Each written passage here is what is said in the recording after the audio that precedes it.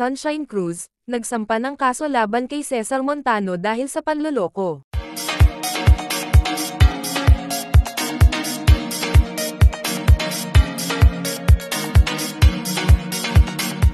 Ngayong 2025, opisyal nang nagsampa ng kaso si Sunshine Cruz laban sa dating asawang si Cesar Montano dahil sa umano'y panloloko at pang-iwan sa kanya noong sila ay kasal pa.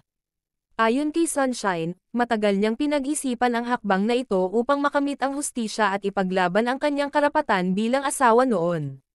Kasama ang kanyang mga abogado, naghain siya ng kaso sa korte na nagsasaad ng emotional distress at psychological abuse dulot ng pagtataksil.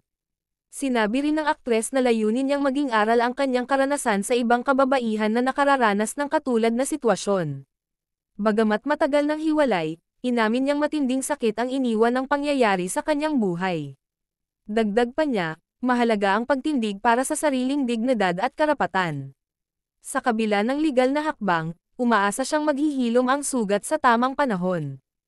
Hangad ni Sunshine na magpatuloy ang kanyang buhay ng may kapayapaan kasama ang mga anak. Samantala, wala pang opisyal na pahayag si Cesar Montano hinggil sa kaso. And this are chika for today mga ka-showbiz, sana nag-enjoy kayo. Don't forget to like, share, subscribe and click the notification bell for more updates.